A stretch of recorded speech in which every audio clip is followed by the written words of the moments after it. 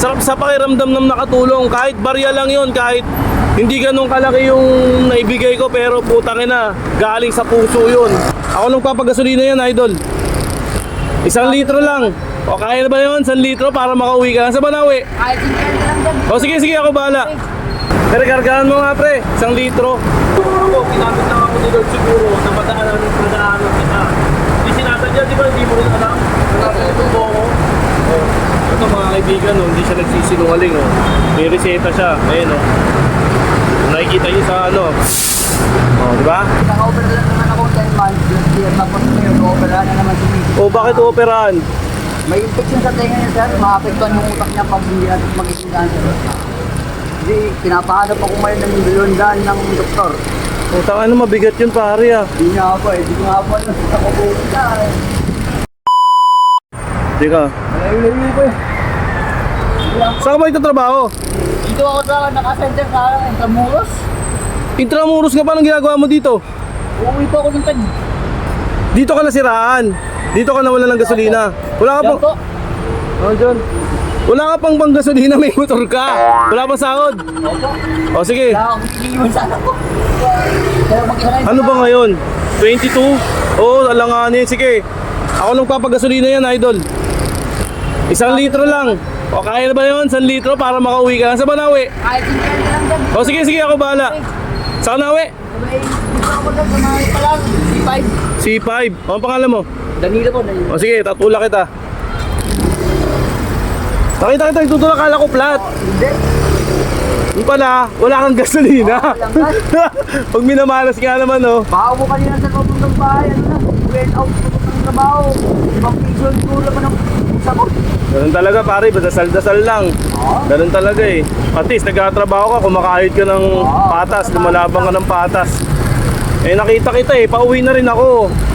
Eh kaso pag may mga nagtutulak na ganito, lagi kong inaano, sinasaklo-kuluhan. Mga ganun tao pa rin. Mga ano.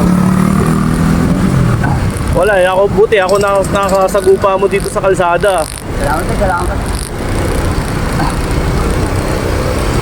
Kakaano lang, kakapatay lang yan. Hindi, kanina pa yan sir. Dito, pinilit ko lang talaga. Piniga-piga ako para makalabas dyan sa traffic. Talagang piniga-piga mo lang tayo. Di tayo pwede lumuyo dyan.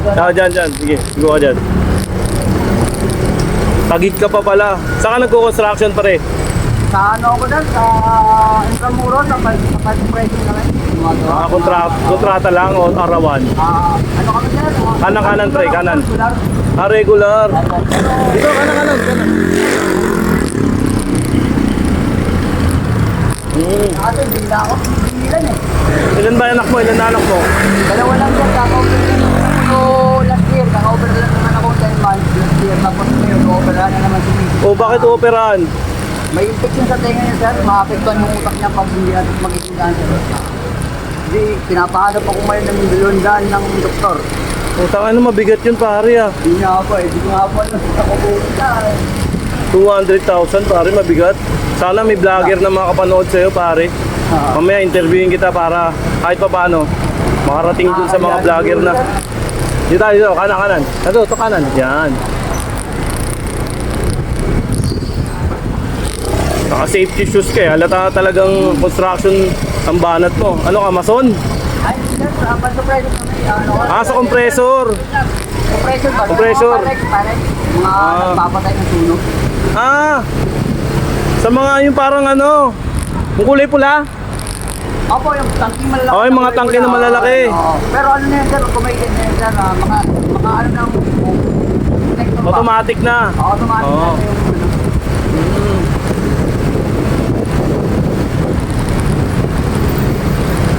Ayun, wala yung sir. Ayun lang, Petron lang. Tapos diretso ka na ng C5. Tapos Menia Highway. Tapos J3. Ay, dadaanan pa ako dito sir, sa ano sir, DMCI. Oo. Pasok ka dyan. Dyan. Dito. Yan. Ayan, tinulak natin si Idol. Oh. Bandang kaliwa tayo ha. Dito kaliwa. Sa kaliwa, yan. Dito, kaliwa ka lang. Kaliwa mo. Yan, sige, kaliwa mo. Oh, sige, kaliwa. Banat mo sa kaliwa. Okay, abot tayo niyan. Sige, diretso. Yan. Yan, umabot tayo, umabot. Yan, umabot tayo.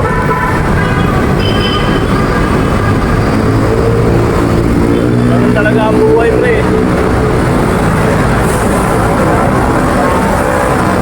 Yan.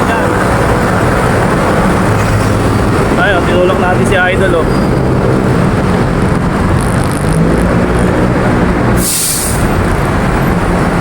Pero kargahan mo nga, pre, 1 litro. Magkano ba 1 litro, pre? Unleaded. 63? 65 mo na. 65.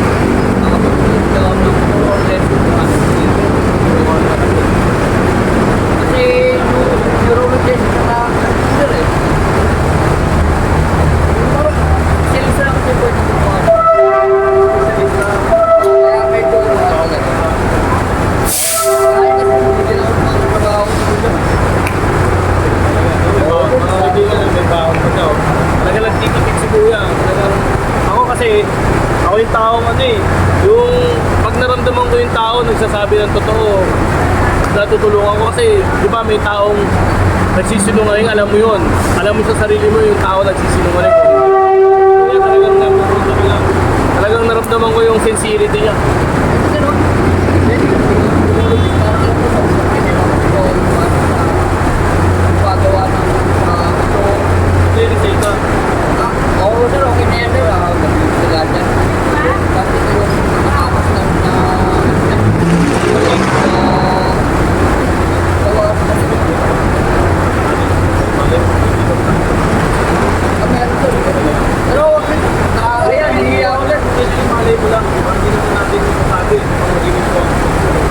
Hindi lang ako, mas marami pang tao na ako, ginamit lang ako ni Lord siguro na madaanan kita.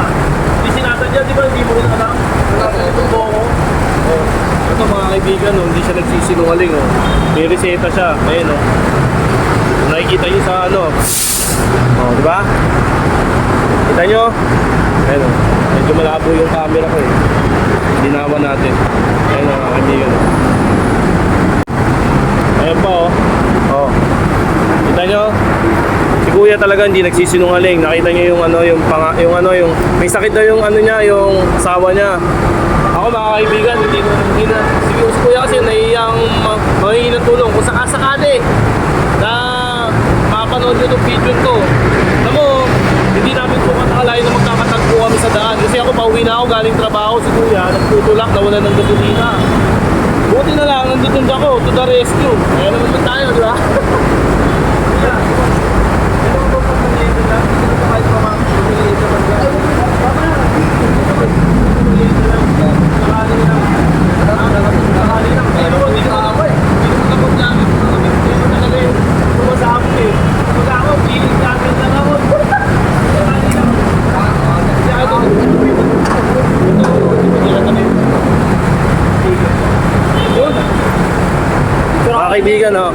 Mga kaibigan si kuya, hindi ko naman nakalain na magkikita kaming dalawa Hindi bukat akalain.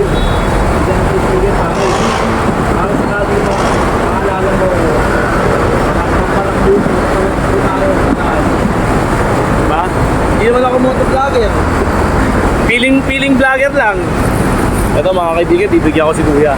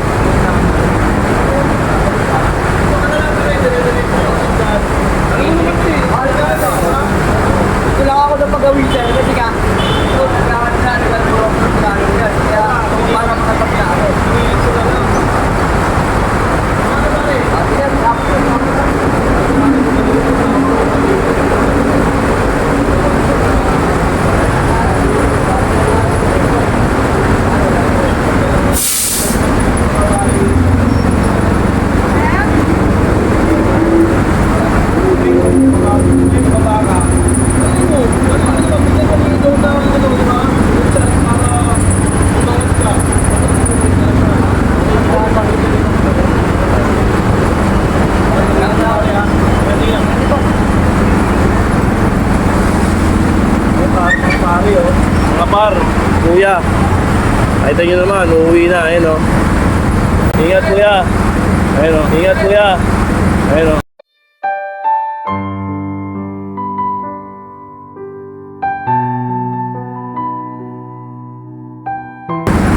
Dito ko takalain yung mga mabibigyan ko ng ganong senaryo. Walang pera. Ano siya, kumbaga, kulak-kulak siya. Ay, nangingiyak-iyak na siya sa daan eh. Nadaanan ko. Sabi ko yung nangyari. Sabi kuya, wala talaga akong pera. Wala daw siyang sahod. Yung anak niya, may sakit. Para may komplikasyon. Yung baby may komplikasyon. Tapos yung asawa niya may komplikasyon. Naubos yung pera niya dun sa pagpapagamot. Yung tao niya, kanin lang. Nangingi lang siya ng ng ulam doon sa katrabaho niya. Construction. Sabi niya, kuya, pinilit ko lang makarating dito kasi gusto ko makapagtrabaho, sakto. Pag uwi daw niya, talagang inuunti-unti daw niya yung gasolina. Eh hindi na hindi na kinaya. Nakita ko siya dyan, nagtutulak. Ay, kung nangyari, kala ko flat lang. Yung pala, wala siyang gasolina. Tapos tulak sa gasolinahan. Yun nga kuya, wala rin ako pang gasolina. Oo, manadaan ako eh. Oo nga eh. Sige ate. Okay mga kaibigan, yun lang. Dito ko takalain yung mga mabibigyan ko ng ganong senaryo. Walang pera. Ano siya, kumbaga, kulak-kulak siya. Ay, nangingiyak-iyak na siya sa daan eh. Nadaanan ko. Sabi ko yung nangyari. Sabi kuya, wala talaga akong pera. Wala daw siyang sahod. Yung anak niya, may sakit. Para may komplikasyon.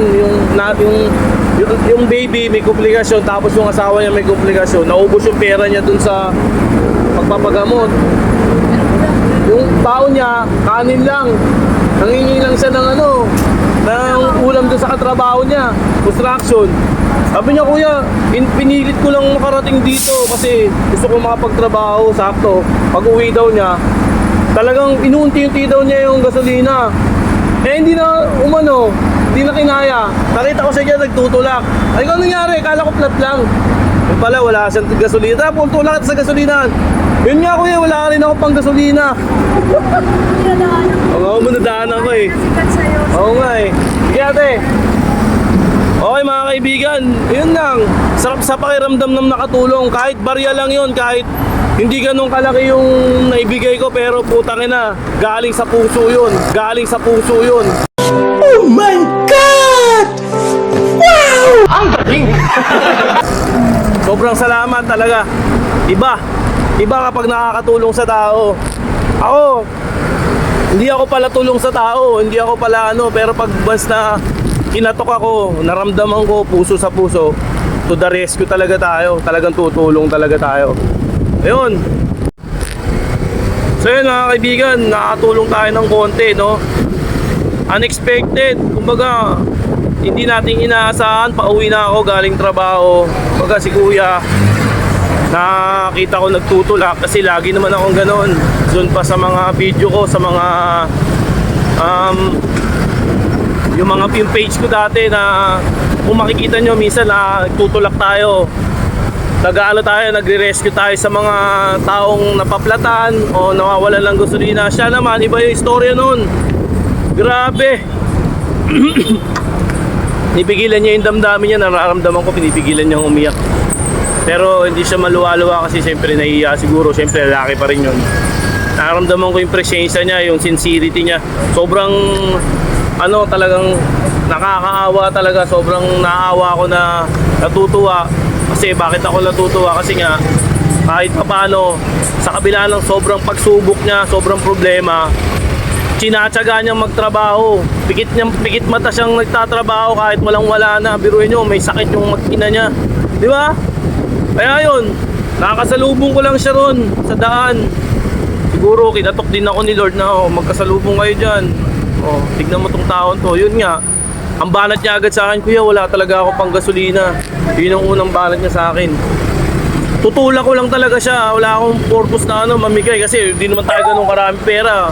Inuulit ko, pwede tayo magbigay pero barya lang yung may bibigay ko, konti lang kasi may mga pangangailangan din tayo, di ba? Unahin natin yung pamilya natin. Kung ano lang yung kaya kong ibigay, yun na lang. Pero titiyakin kung makakatulong yung kahit papaano. Doon sa mga vlogger na kahit medyo medyo nakakaluwag-luwag. Sana matagpuan nyo yung taong yun, matulungan. Di ba? Okay, maraming salamat sa panonood nyo. Thank you. Brrrr!